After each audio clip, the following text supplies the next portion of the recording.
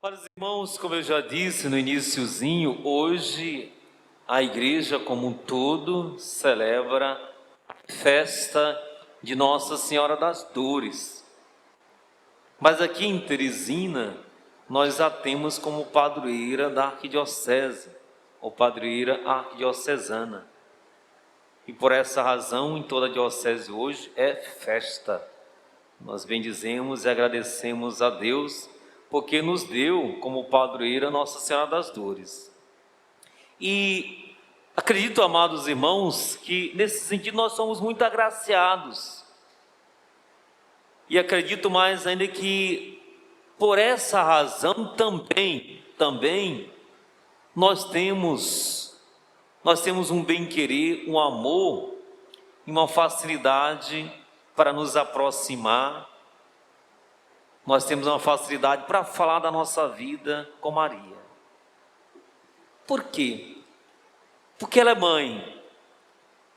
Mas por ser mãe, é uma pessoa como nós.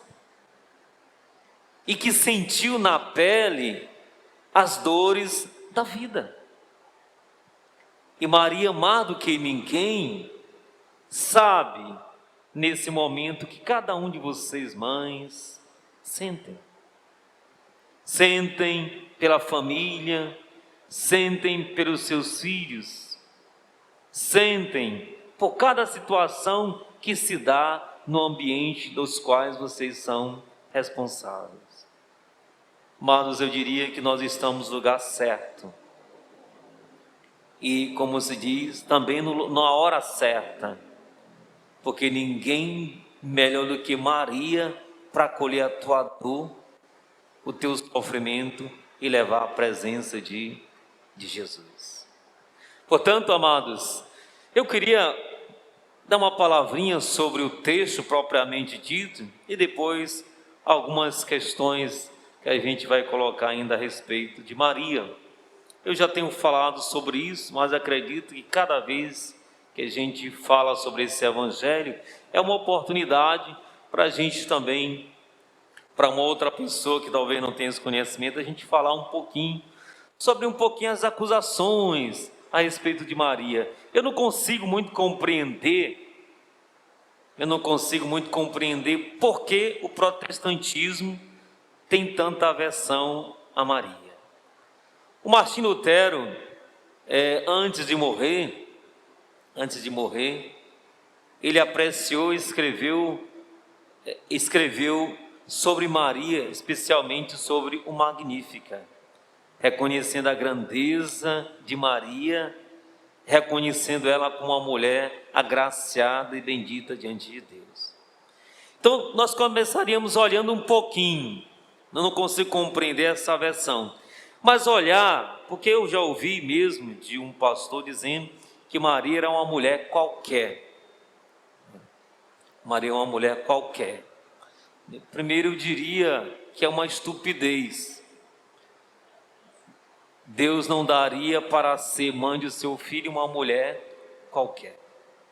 Era uma mulher, mas não uma mulher qualquer. Primeira coisa que Deus tratou foi de preservá-la da mancha do pecado original. Então, o fato de uma pessoa ser santa, isso já torna diante de Deus e dos homens uma pessoa agraciada, uma pessoa diferente, no sentido de ser carregado da graça de Deus. Então, não podemos dizer que Maria é uma mulher qualquer, já faz diferente. Depois, quando nós olhamos para as virtudes de Maria, só mesmo uma mulher agraciada diante de Deus, diante dos problemas que ela teve que lidar, comprovam de fato que ela era uma mulher agraciada. Mas eu vou falar isso aqui num segundo momento.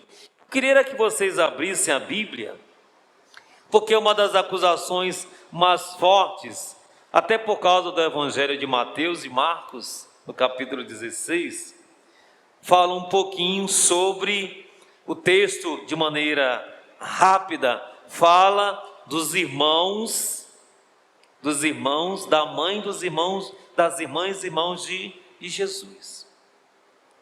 E aqui esse texto nos faz questionar se Jesus realmente teve ou não irmãos. O que o texto está dizendo? Junto da cruz, Jesus estava de pé sua mãe, a irmã de sua mãe. Se tinha uma irmã de Maria aí, possivelmente essa irmã de Maria tinha filhos. Possivelmente tinha filhos. E diz aqui que era Maria, mulher de Cleófas. Se vocês recordarem, no Evangelho de Lucas, tem uma passagem que fala de um tal de Cleófas, no Evangelho de Lucas, capítulo 24, aquela passagem que fala daqueles 2 discípulos de Emaús, que iam caminhando de volta, tristes, sem entender o que tinha acontecido. Fala lá que eram os discípulos de Emaús, e um deles era chamado Cleófas. Se entendo aqui que lá era um casal, e possivelmente era Maria, irmã de Maria de Nazaré, e o seu marido Cleófas. Comprova um pouquinho aqui. Comprova. Então, nos leva a entender bem aqui que outra coisa que na tradução do hebraico, sobretudo o hebraico, porque o Novo Testamento, a tradução do Novo Testamento é do hebraico. Algumas coisas do grego, no geral, sempre o hebraico. E o hebraico, quando você vai fazer a tradução do significado de irmãos, primos, tem o mesmo significado. No hebraico não se faz distinção, como no português, primo, irmãos. Quer dizer, primo e irmão significam a mesma coisa. Então, compreendo que aqui, quando fala de irmãos, entendemos que na verdade eram os primos de Jesus, ou as irmãs, ou prima de Jesus, não irmã de Jesus. Não irmã de Jesus. E me leva a acreditar que aqui seriam os filhos e filhas de Maria de Cleófas. Mas como nós vamos ter certeza? Porque exatamente o texto diz que Jesus disse para Maria: mulher, eis aí o teu filho. Filho, eis aí a tua mãe. Está aqui no texto. Vamos raciocinar. Se Maria tivesse outros filhos, por que então que Jesus, o texto diz que a partir daquele dia, João a recebeu em sua casa? Está aqui, no versículo 27. Depois disse ao discípulo: eis aqui a tua mãe. E dessa hora em diante, o discípulo a levou para a sua casa. Se Maria tivesse outros filhos, naturalmente, ela iria morar com esses filhos. O que uma mulher judia não podia era morar sozinha. Não podia. A cultura não permitia. Uma mulher tinha que estar sempre acompanhada do esposo ou de algum dos filhos. Então, aqui nos leva a entender que Maria não tinha outros filhos, porque senão, perto da cruz estariam os irmãos de Jesus, dos quais esses iriam cuidar de Maria. Então, entendamos que a tradução aqui é que nos faz pensar que Jesus tivesse outro irmão. Para mim não faria tanta diferença, mas uma vez que tem protestante xiita, então a gente precisa esclarecer isso, tá? Então, nós podemos dizer que Maria não teve outros filhos. Possivelmente, nesse acontecimento, José, esposo de Maria, já não era mais vivo. Os Atos dos Apóstolos dizem que depois da morte de Jesus, Maria sempre estava na companhia dos apóstolos. Então, de fato, Maria não tinha nem esposo e nem outros filhos. Não é? Tá bom? Essa é a primeira parte para a gente entender. Depois, olhar para as virtudes de Maria. Olhar para as virtudes de Maria. Que virtudes? Nos faz ver que Maria era muito agraciada, por quê? Porque somente uma mulher de fé, cheia da graça de Deus, diante do tamanho problema que ela enfrentou, diante da lei, porque Maria correu o risco de ser apedrejada. Primeiro, de aceitar a vontade de Deus. De repente, imagine que um anjo vem lhe falar de um acontecimento que está se dando contigo, e eu ter a disposição e a fé para dizer: faça-se em mim segundo a tua palavra. Mas depois, quando nós olhamos para Maria e dizemos que ela é a mulher das dores, porque aí começa um calvário de Maria. Começa um calvário. Quando ela dá o sim, o seu calvário começa. Porque depois ela vai enfrentar o risco do apedrejamento por causa dessa gravidez. Depois o seu calvário continua com o nascimento de Jesus. Depois a fuga para o Egito. Em seguida, nós temos a perda de Jesus lá no templo. Certamente ela acompanhou também a trajetória e a vida pública de Jesus, os conflitos que Jesus enfrentou com as autoridades. E por fim, isso resultou na morte.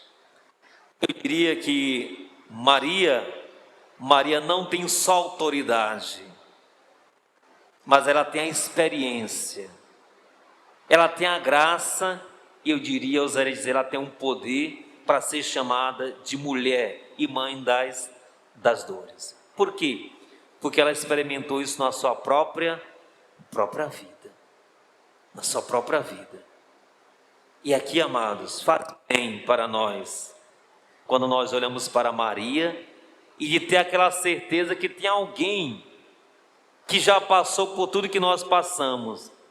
Mas esse alguém não fica alheio, mas é alguém que se deixa envolver naquilo que nós sentimos.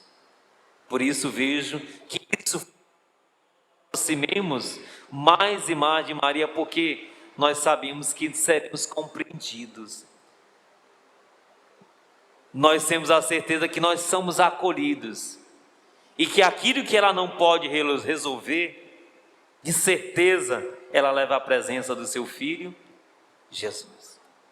E nós vemos que Maria é de tal maneira que ela se preocupa, Nilde, com as pequenas coisas.